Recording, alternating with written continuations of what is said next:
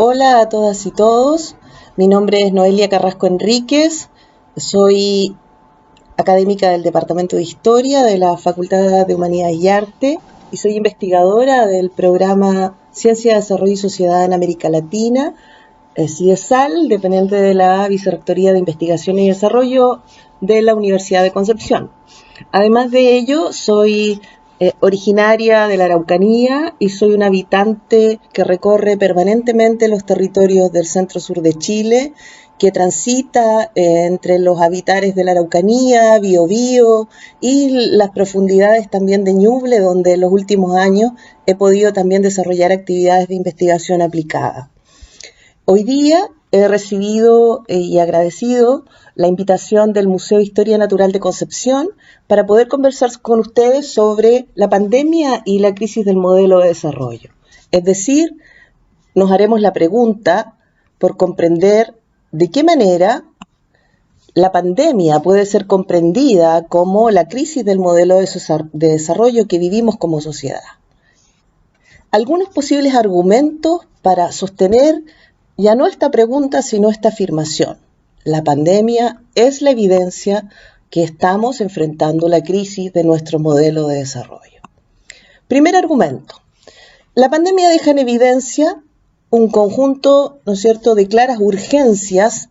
en cuanto a los cambios que debemos enfrentar como sociedad. Es decir, la pandemia muestra aquello en lo cual nos hemos excedido, aquello en lo cual no hemos concebido límites que nos permitieran mantener equilibrios tales que hoy día nos permitiesen enfrentar con mayores seguridades y certezas el desafío de esta pandemia. Por lo tanto, la pandemia muestra que hemos heredado y reproducido prácticas y modelos de vida que han estado basados en principios que tenemos que replantear, de modo tal que nuestra sociedad se reoriente hacia nuevos principios basados en justicia social y justicia ambiental. En segundo lugar, decimos también que la pandemia muestra que estamos viviendo y siendo parte de la crisis de nuestro modelo de desarrollo predominante, heredado y hegemónico, sería el hecho de que esta pandemia muestra también que el principio de acoso incesante a la naturaleza, propiciado por los sistemas productivos extractivos, conlleva un conjunto de riesgos desconocidos que no estamos preparados como sociedad para poder enfrentar. Es decir, no tenemos sistemas de conocimiento lo suficientemente sofisticados como para hoy día enfrentar desde ya lo que supone conllevar una vida económica y social bajo circunstancias de pandemia. Esto indica que tenemos entonces que acelerar los sistemas entonces de producción y formación de capacidades para enfrentarnos a ese nuevo momento y a esos nuevos desafíos que traen estos nuevos escenarios. En tercer lugar, establecemos como argumento el hecho de que el principio del consumo desmedido, asociado a la creencia de la disponibilidad infinita de bienes y posibilidades, no nos sirve para construir una sociedad sustentable y con mayor justicia social y ambiental. Es decir, hemos más bien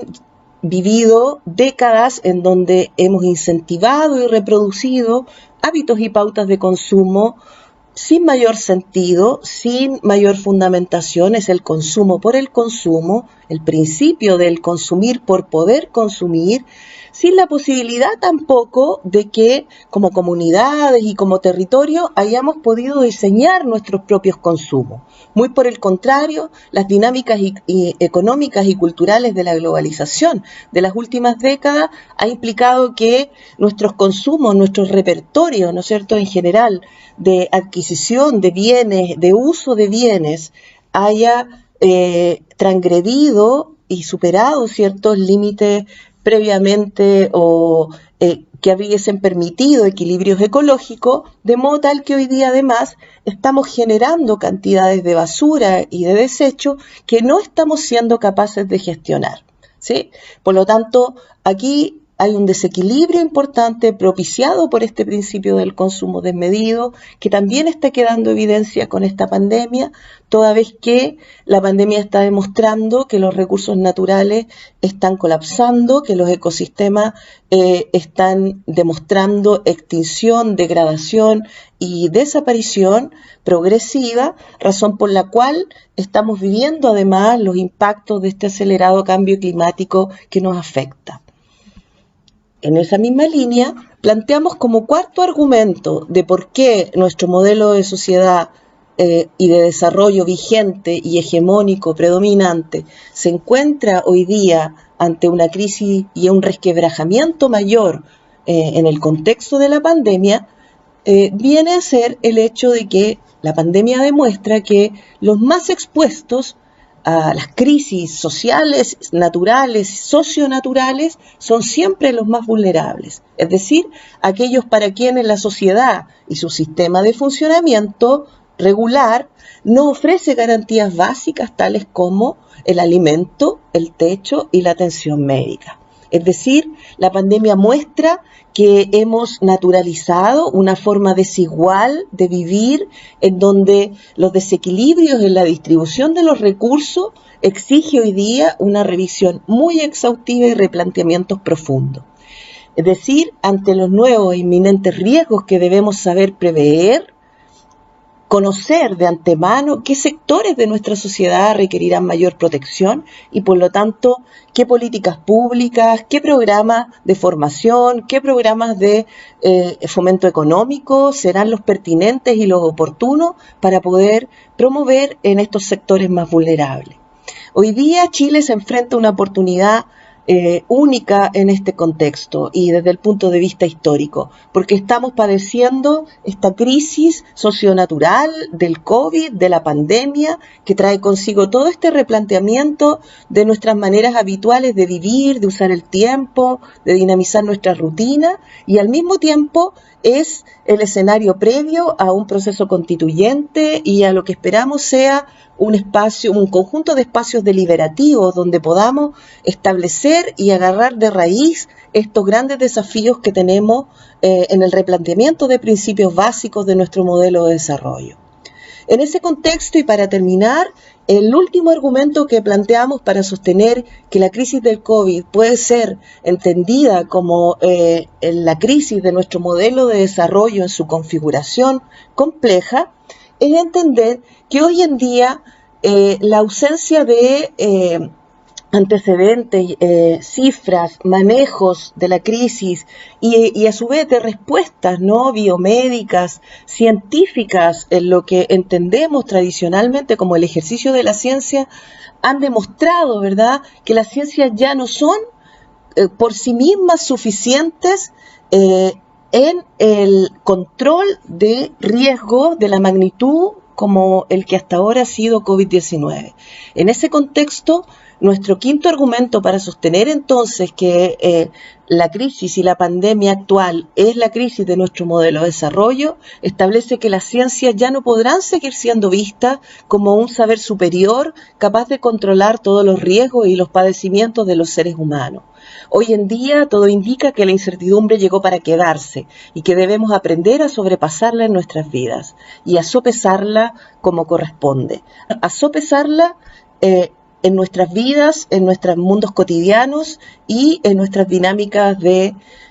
relaciones sociales, habituales, permanentes. De esta manera, entonces, vamos a tener que abrirnos a otros sistemas de conocimiento, así como nos hemos abierto a otras medicinas, ¿no es cierto?, a otros sistemas de alimentación. Abrámonos también a otras fórmulas de comprender la naturaleza, de dinamizar nuestras relaciones económicas, nuestros sistemas de producción y distribución de recursos. Es decir, pongamos a la ciencia en un diálogo horizontal también con otros sistemas de conocimiento y con otros saberes. Hacia allá apuntan estos grandes desafíos de la pandemia. Por último, para saber y conocer también y enfrentarnos a la pregunta de qué manera estos desafíos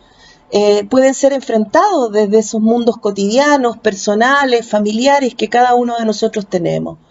Algunas claves hoy día parecen ser recuperando lo común, fortaleciendo las redes locales en lo económico y en lo social, reflexionando los consumos y recuperando la soberanía alimentaria y la reflexión respecto del impacto de nuestro consumo en la huella ecológica. Y por último, sintonizando con las transformaciones, comprendidas también como oportunidades para la innovación, las colaboraciones, los reencuentros y la adaptación colectiva.